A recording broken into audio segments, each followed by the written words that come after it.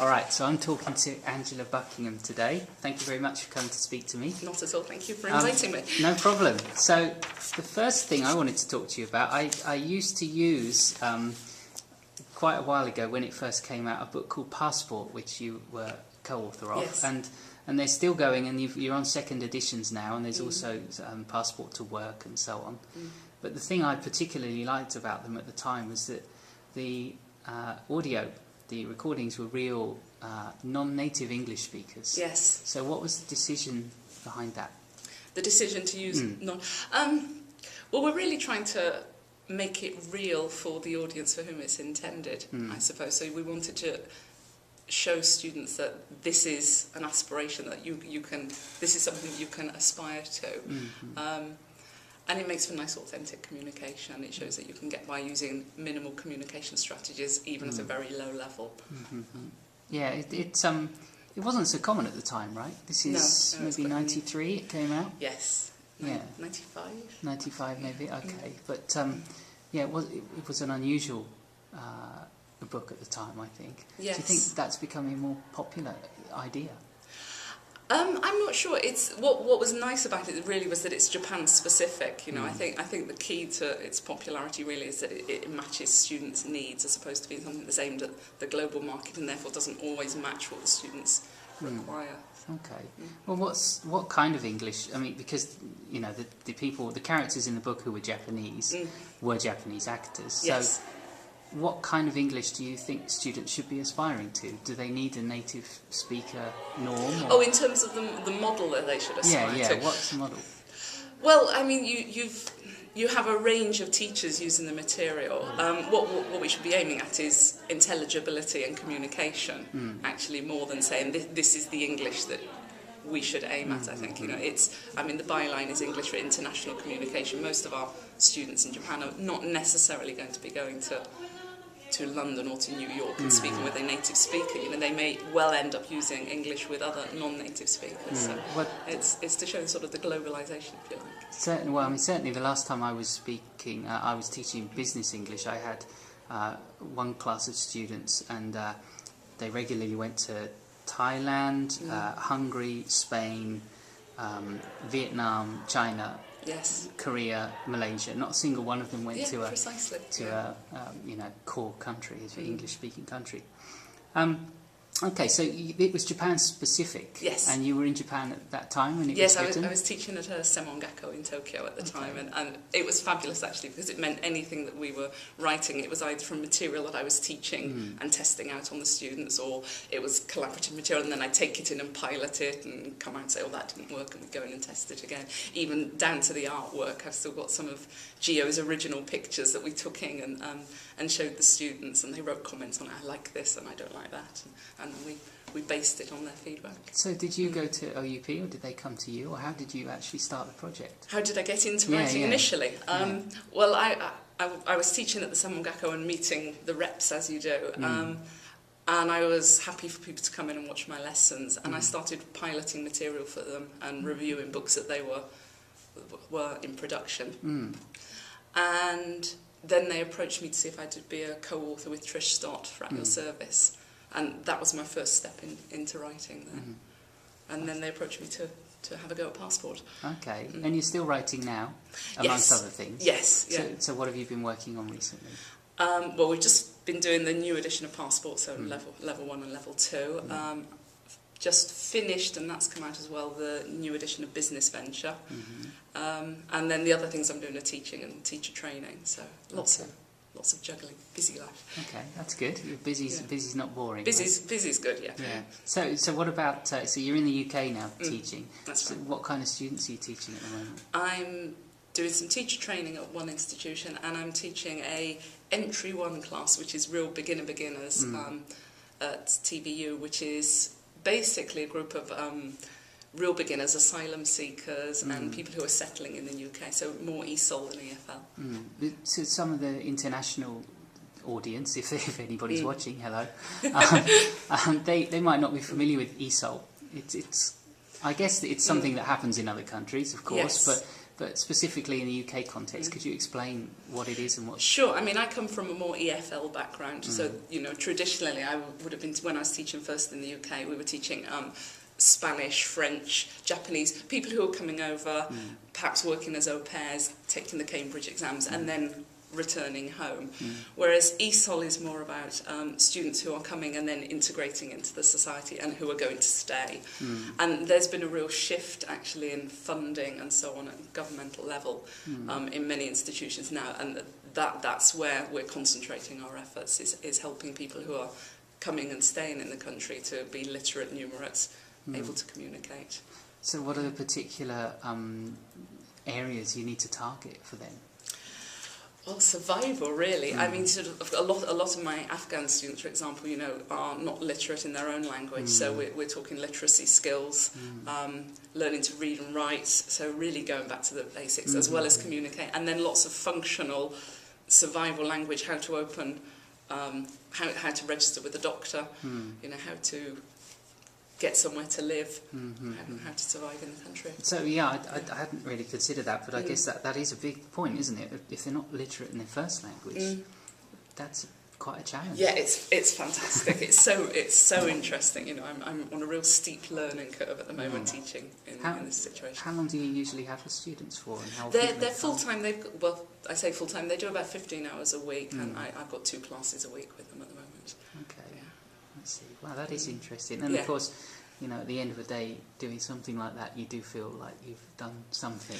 Well, it's all about empowering learners. Actually, it's giving them the means to go and live their lives, which is great. And it's a lovely group. They're really nice students. And how about teacher training? So, can you tell us a bit about your teacher training? Oh, well, that's the other bit. I mean, I'm really lucky actually, because where I do teacher training and teaching and writing, they all sort of feed into each other. They all inform each other. So the teacher training I work on I do with the Cert TESOL at Bracknell and Wokingham College, which is initial teacher training. So that's people who are just setting out on the journey, and once you're ready, the CELTA at TVU as well, which is the Cambridge equivalent. Yeah. What's the difference between the two, really? Oh, very little. I mean, it's a different examining board. I think it's there's slightly more work on phonology and pronunciation with Trinity, but they're both equally recognised, I think. What's your biggest advice for teachers who are brand new to the profession or have actually not started yet in pre-service teachers? That you're not alone. I think it's very easy to feel like you could end up being isolated in your classroom, but actually it's such a great profession, ELT, that you really can connect with other teachers. And there are special interest groups and there are magazines and there's a career path, and you don't necessarily have to come over and be reinventing the wheel, that you can you can connect up with other teachers. Have you noticed any change in the kind of person that comes to do the course? Well, in the UK at the moment, it's a lot older. With the recession, we've got an awful lot of people who are undergoing career change. So I've got quite a few IT people at the moment in my class. Whereas in maybe 4 or 5 years ago, lots of new graduates who are ready to go off and explore the world. And what about in-service teachers, or you've also done the TESOL That's right, training, yes. so what's the difference when they come back a few years later to do something? Well, then you've got experience to draw on, and you can refer to your learners, and you can talk about this group that I've taught, and you can share ideas with different nationalities and so on. So, and then that's lots of fun because you're sharing good practice. I did the CELTA, and maybe 6-7 years later I did the Delta. Yes. I think it's the hardest thing I've ever done. It's such a good qualification, isn't it? I mean, it totally changes the way you teach. It makes you look back and think, oh, this is what I can do. And I think it's fantastic. If you were, obviously one of the appeals of that kind of course is, it's the closest. Those are the closest things we've got to sort of standardised international qualifications for what's a very international industry. Yes. But what would you change if you could change something about the Cert TESOL or the Dip TESOL? It's a tricky one actually, because I did it as a 4-week intensive, which on the face of it is such a short time in which to then go off and have a springboard to become a teacher.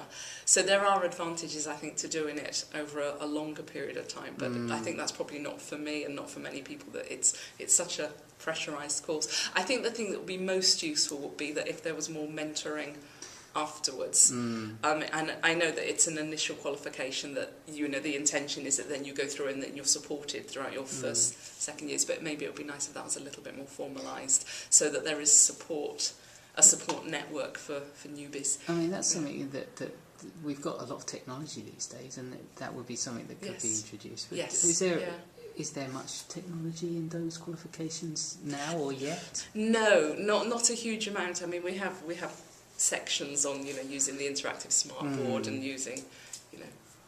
Yeah.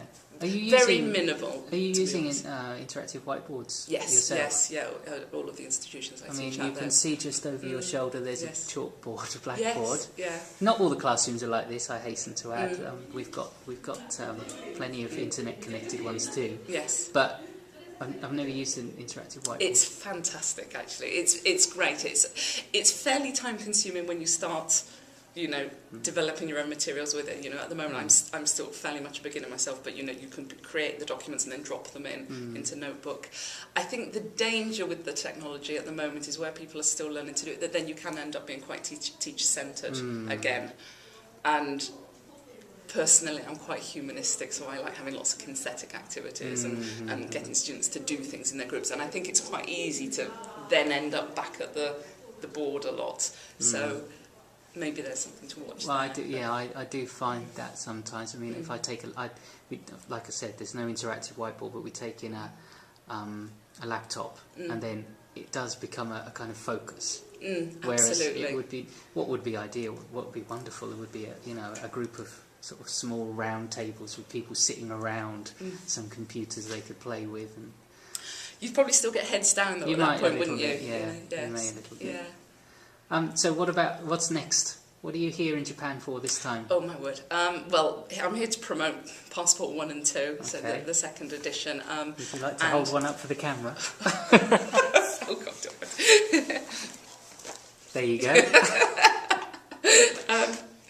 And I'm off to JALT at the weekend, which is going to be very exciting. I'm doing a couple of workshops on promoting learner confidence and talking about issues to do with rapport and how to get dynamic speaking. Can you give us a quick sort of two or three sentence précis of what you're going to tell us? How do we get rapport and how do we increase confidence? Well, we get rapport. We're going to share our own ideas, because obviously the theme for JALT is the reflective mirror. So I'm hoping the teachers are going to be telling us this as well. You learn names, you have a genuine interest in your learners, you invest time in people, you match their needs, you make it meaningful. How do you learn names? That's always a tricky one. How do I personally learn what's names? your tip? Oh, I use adjectives. So okay. I'm Angela and I'm amazing. You're Darren and you're dynamic. Dynamic. This is Charles and he's... I think that says it all. Cute. You know, it's such a quick way to learn names if you get the students to come up with an adjective. I need a picture. I have them put a photograph on their attendance card, and then I've got it within a couple of lessons, hopefully. Yeah, I mean, you know, if you have a seating plan, you can just get names down in front of you for the first couple of times. But you have to learn them quickly. That's you do, the thing. yeah. You know, it's very important. It's one of the most important things is getting to know your students. Yeah, and a student always knows if you don't. It's not on if you don't know students. It's disrespectful. At least after the first couple of lessons. Yeah, yes. Yeah. All right. Well, thank you very much, Angela. No, it's you're been great very welcome. to talk to you. Thank you, Darren. And I hope to come see you at JALT. Oh, fantastic. Good. I'll see you there. Thank you. Cheerio.